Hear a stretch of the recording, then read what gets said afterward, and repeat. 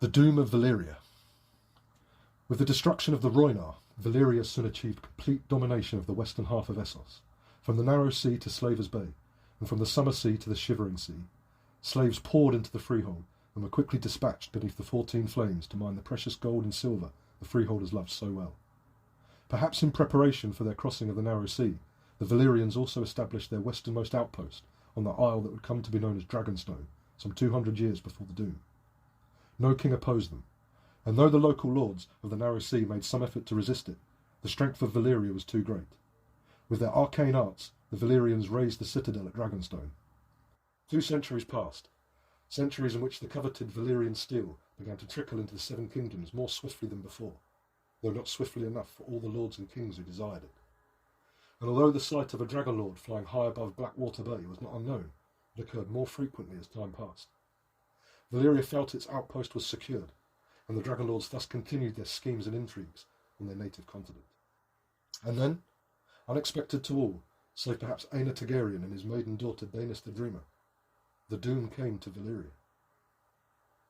To this day no one knows what caused the Doom.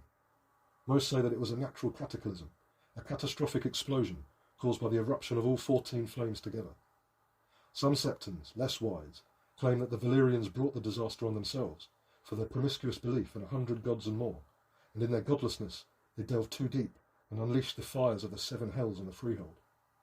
A handful of maesters, influenced by fragments of the work of Septon Bath, hold that Valyria had used spells to tame the 14 flames for thousands of years, and their ceaseless hunger for slaves and wealth was as much to sustain these spells as to expand their power, and that when at last those spells faltered, the cataclysm became inevitable. Of these, some argue that it was the curse of Garin the Great at last coming to fruition.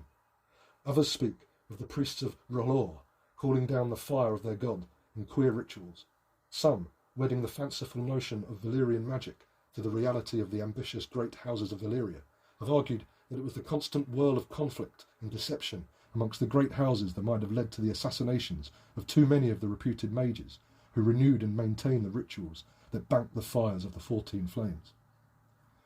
The one thing that can be said for certain is that it was a cataclysm such as the world had never seen.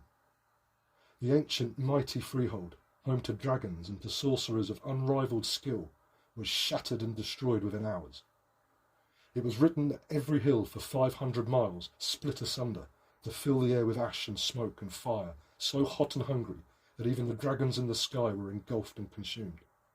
Great rents opened in the earth, swallowing palaces, temples, and entire towns. Lakes boiled or turned to acid. Mountains burst. Fiery fountains spewed molten rock 1,000 feet into the air, and red clouds rained down dragonglass in the black blood of demons. To the north, the ground splintered and collapsed and fell in on itself, and an angry sea came boiling in. The proudest city in all the world was gone in an instant. The fabled empire vanished in a day. The lands of the long summer, once the most fertile in all the world, were scorched and drowned and blighted, and the toll in blood would not fully be realised for a century to come. What followed in the sudden vacuum was chaos. The dragon lords had been gathered in Valyria, as was their wont, except for Aena Targaryen, his children and his dragons, who had fled to Dragonstone and so escaped the Doom. Some accounts claim that a few others survived too, for a time. It is said that some Valyrian dragon lords in Tyosh and Lys were spared, but in the immediate political upheaval following the Doom, they and their dragons were killed by the citizens of those free cities. The histories of Qohor likewise claim that a visiting dragon lord, Aurion, raised forces from the Qohoric colonists and proclaimed himself the first emperor of Valyria. He flew away on the back of his great dragon, with 30,000 men following behind afoot, to lay claim to what remained of Valyria and to re-establish the freehold. But neither Emperor Aurion nor his coast were ever seen again. The time of the dragons in Essos was at an end. Volantis, the mightiest of the free cities, quickly laid claim to Valyria's mantle.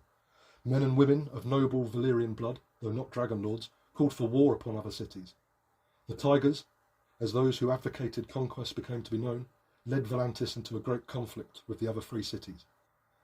They had great success at first, their fleets and armies controlling Lys and Myr and commanding the southern reaches of the Rhoyne.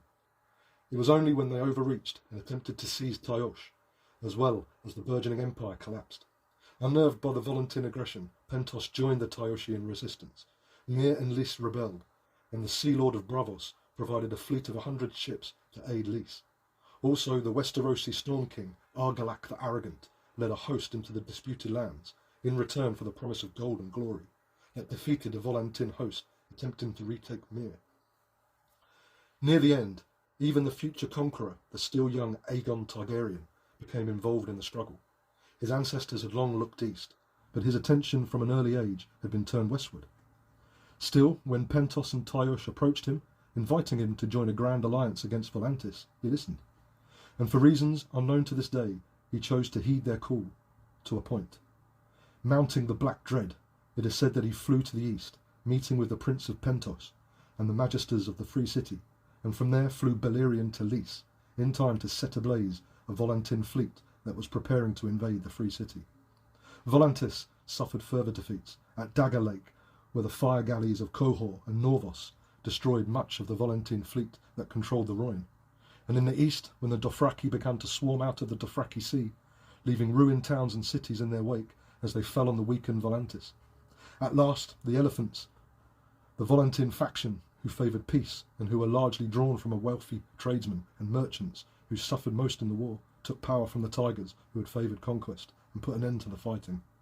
As for Aegon Targaryen, shortly after his role in defeating Volantis, it is written that he lost all interest in the affairs of the East. Believing Volantis' rule at an end, he flew back to Dragonstone, and now, no longer distracted by the walls of Essos, he turned his gaze west.